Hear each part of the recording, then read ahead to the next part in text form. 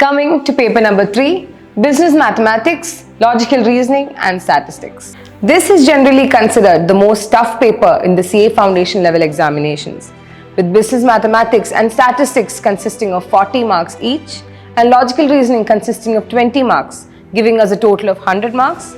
This paper is a fully practical based examination. This is a fully multiple choice based paper. So the only way you can tackle this paper is by solving as many questions as you can. Solving every single question in the ICA study material, the revision test papers, the past examinations and the mock test papers can give you more confidence in your problem solving ability. Since past questions for paper number 3 are not available on the ICA website, the scanner is the best way to go.